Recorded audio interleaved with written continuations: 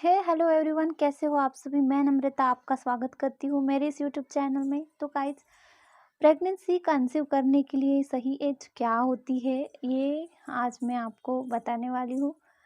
अगर आपकी शादी जस्ट हो चुकी है तो आपके घर वाले आपको प्रेशर कर रहे होंगे कि तुरंत ही आपको कंसीव कर लेना चाहिए। तो आपका स्ट्रेस लेवल बढ़ जाता है इसी के कारण कि प्रेगनेंसी हम इतने जल्दी कैसे कंसीव कर ले। आपका एक गोल होता है कि आप इतना इतना कर लेंगे, उसके बाद प्रेगनेंसी प्लान तो करना ही है। तो इसी के चलते आप जल्दी प्रेगनेंसी प्लान नहीं करते हो। तो देखिए, प्रेगनेंसी प्लान करने की एज एक होती है, क्योंकि आपकी जो बॉडी है उसके अकॉर्डिंग टाइम के हिसाब से जैसे जैसे लेट होता है तो आपका जो ऑर्गन्स है वो लो होने लगता है।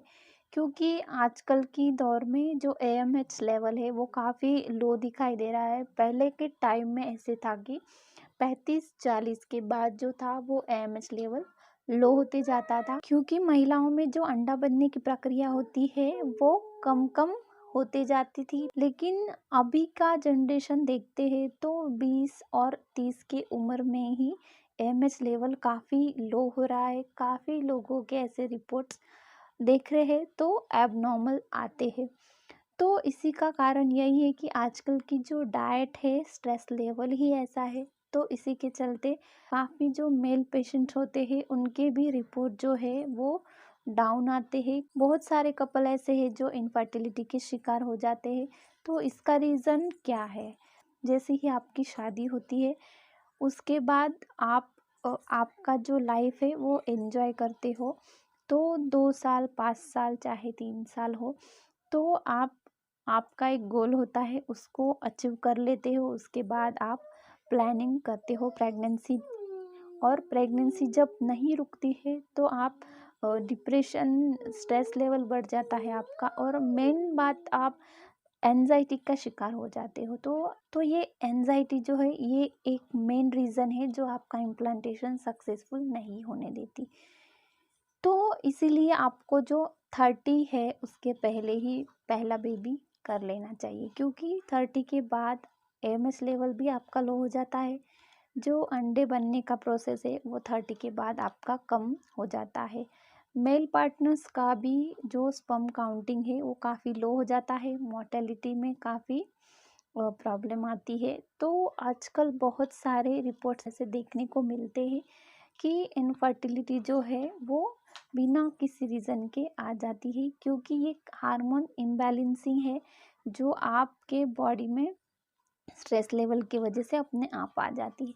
तो शादी को 2 साल, 5 साल जब आप खुद से ही प्लानिंग नहीं करते हो, या फिर प्लानिंग करने के बाद जब एनजाइटी आ जाती है, तो आपकी जो गायनिक है आपको आईवीएफ सर्जरी की सलाह देती है। तो देखिए, आपको आईवीएफ कराने की ज़रूरत नहीं, क्योंकि हर प्रॉब्लम की सॉल्यूशन अवेलेबल है। तो अंडे की जो प्रोसेस है उसमें भी सुधारना आप कर सकते हैं। हार्मोनल इम्बैलेंस है वो भी आप ठीक किया जा सकता है। काउंटिंग है, एमएस लेवल है, काफ़ी जो प्रॉब्लम्स है उन सारे प्रॉब्लम्स का सॉल्यूशन है आपके पास। तो इसलिए आप शादी के बाद तुरंत ही 6 महीने, 1 साल में अगर कंसीव कर लेते हो तो उसी टाइम पे अगर कुछ टेंशन नहीं होता है, डिप्रेशन नहीं होता है, तो तुरंत ही कंसीव हो जाता है, कोई दिक्कत नहीं आती। लेकिन आप खुद से जब प्लान करते हो तब प्रेगनेंसी बिल्कुल भी नहीं रुकती, क्योंकि ये आपके ऑर्गन्स के ऊपर डिपेंड करता है, ना कि आपके खुद के मेंटली।